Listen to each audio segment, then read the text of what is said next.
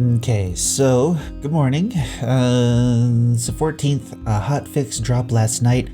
I recorded and wanted to release the video for this morning, but I bumped my mic and muted the entire thing, and I didn't feel like recording last night, so you're getting it now. I'm really just going to go through the main stuff. There's a bunch of bug fixes and stuff, but I mean, they're not that big of a deal. Honestly, I mean, I read through them and not all of them were a big deal, but I guess they weren't a big deal because I hadn't gotten that far. Maybe someday I'll get out of the rainforest, but today is not that day.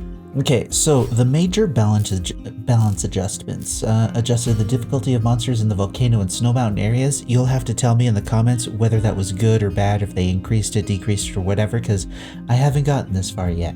Let's see. They adjusted the difficulty of the major bosses in the pyramid on Doom difficulty. I didn't know there was a Doom difficulty. I'm just kind of playing it on standard, so I don't know what the deal is with that. Increase a drop multiplier for the 5 major bosses and elite animals in multiplayer battles. So if you're in a multiplayer battle with these things, one person is going to get more loot, so that's good for them. Reduce the aggro transfer from plunderers, outcasts towards players. I'm not sure what that means, right? I know that there's hatred, I know that there's aggro and that sort of, that kind of a mechanic, but I don't know what this means. Reduce the aggro transfer from plunderers and outcasts towards players. So it reduced that towards players, but I mean, if you're attacking them, they're gonna come at you anyway. Maybe this has more to do in PV with multiplayer. If one person does a little bit of damage, it does a lot of aggro. I don't know. I've seen where I do a pretty big attack on a boss, and like 2 or 3 other people will just be hammering on the boss, and it'll ignore them and come after me. So maybe that's what that means. I don't know. Who knows? I don't know what that means. If you know, you can tell me in the comments. Increase the level bonus for kill XP with higher level creatures and barbarians, granting more XP. So I guess if you're killing something higher level than you, you get a bonus, and that's a bigger bonus, which is nice. Increase the starter character's basic stamina recovery speed by 100%. So the recovery speed of stamina is doubled, which is fantastic. And then right below it, it says reduce stamina recovery wait time from 1 second to half a second. So that's really good too.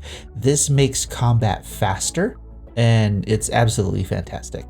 Increase the output speed of honey and beeswax in beehives. So I haven't made these yet. I haven't needed to, but I imagine that this is really good. It's kind of like another thing that they changed later on. Beehive output is now influenced by automated production-based output multiplier. This is probably a game setting that you can change, but since I play on a server, it's just kind of whatever it is. Let's see, gameplay and function adjustments. Mounts come in different qualities, featuring different speeds. So now everybody's going to be looking for the speediest jaguar and the llama or alpaca that can carry the most stuff. Hopefully they did adjust that. Hopefully they have llamas that will carry more stuff, because llamas aren't exactly meant to be speedy mounts, but we'll see. We'll see how it goes. And I'll have to check and see what my alpaca looks like. Okay, it says in solo private server mode, Jaguar, Snow Leopard, Cub support quality coefficient adjustment. That sounds super smart and super good, so I'll let anybody who knows what that means explain it to me in the comments. Mimicry ability of the initial Civilization Conquest Rich Masks has changed to become usable after the node is repaired.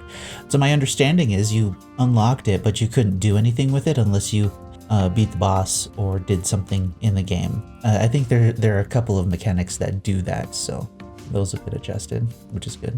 Let's see, the adjustment of HP, attack, and defense coefficients of creatures in solo private server mode will be released, so I guess you can adjust to those in your own game mode, which is nice. The requirement for iron wire in the craftsman bench upgrade is removed, so I don't know if they removed iron wire totally, but I guess we'll see.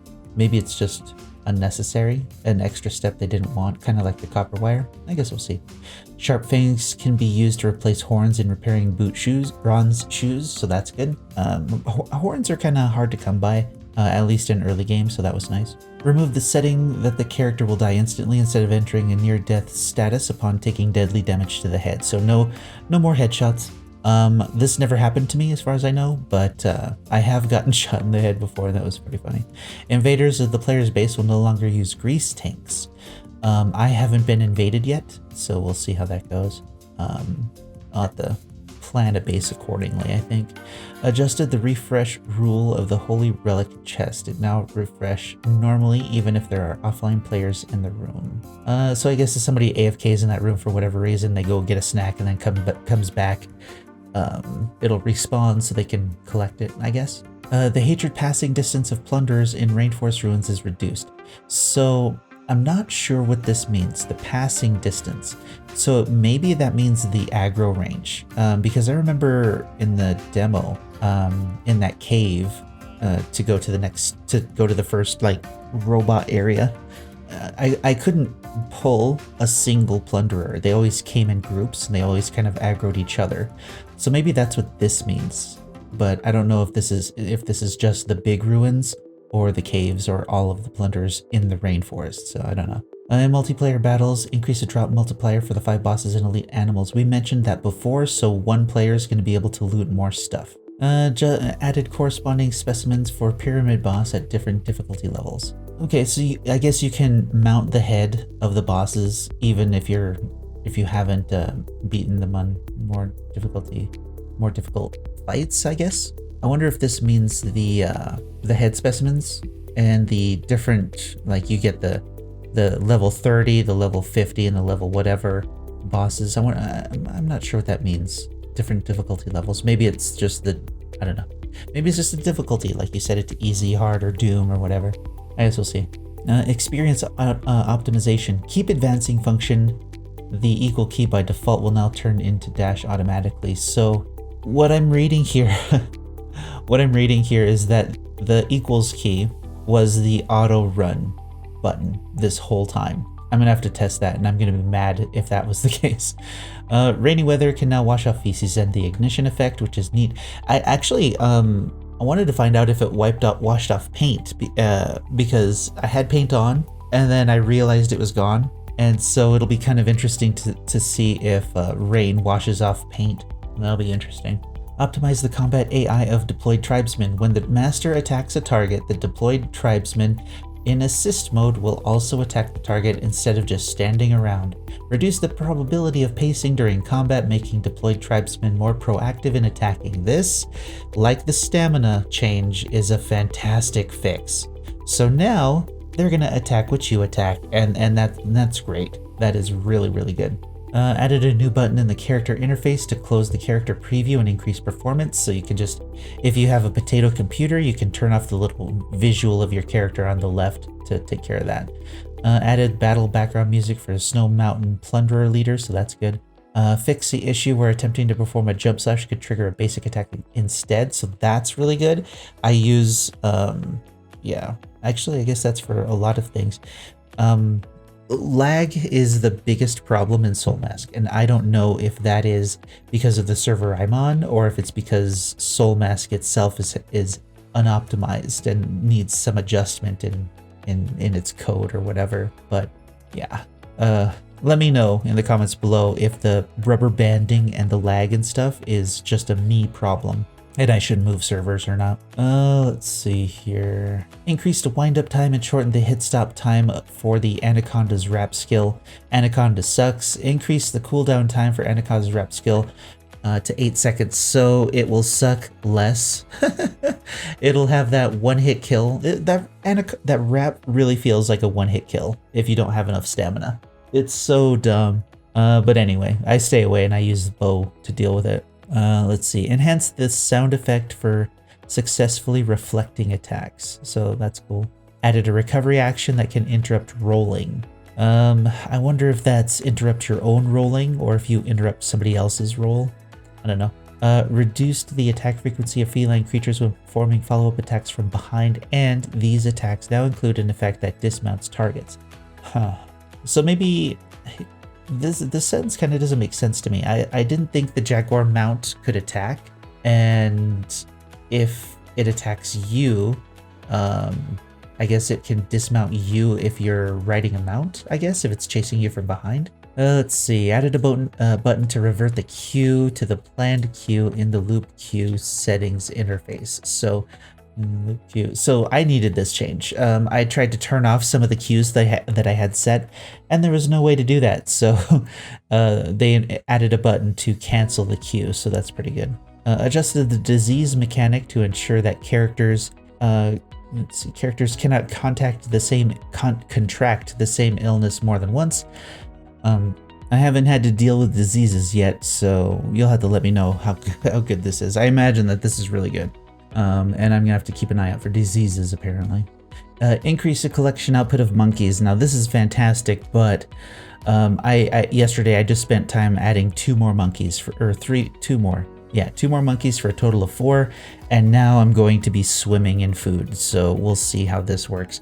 I don't know exactly if their collection works that good, or the list of items is just bugged out, or if you're in a certain area they'll collect those things, but I mean the monkey list is super long. It's like every item in the game and it doesn't make any sense, so I don't know.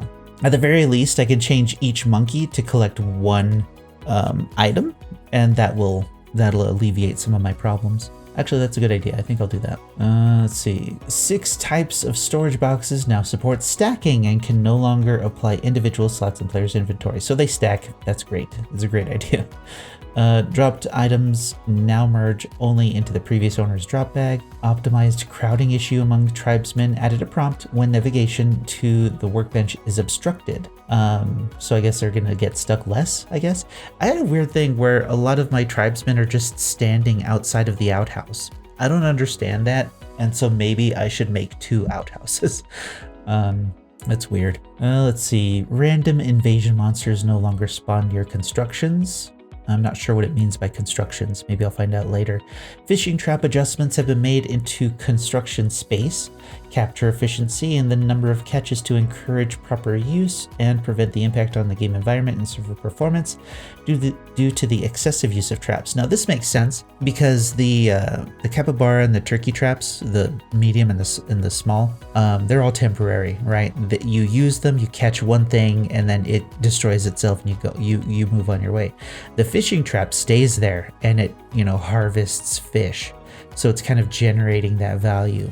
And so I can see how it would have affected the servers in a weird way. So that's pretty good. Let's see. Mask adjustments. I don't have either of these. So I'm just going to read them and assume that they're good. Because like this reconnaissance one, which increases the HP by 100%. Full out attack increases attack by 50%. Positional defense increases defense by 50%, and emergency mobilization triggers at 5% damage instead of 10, and the recovery effect has been adjusted to restore 50% of damage taken rather than 5% of max HP. So I'm assuming that you're going to get more HP back as a result, but I haven't unlocked this mask, and yeah, I have a ways to go.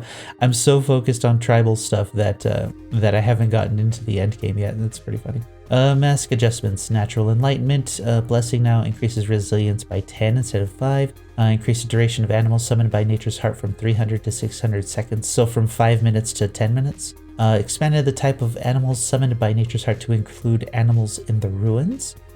So I guess depending on where you're at. And then bugs.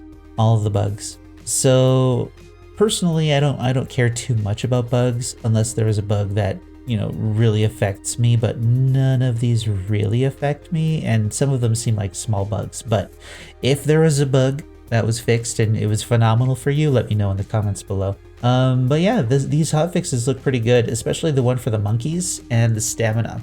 Those two are probably the best changes, and we'll look forward to seeing what happens in the future.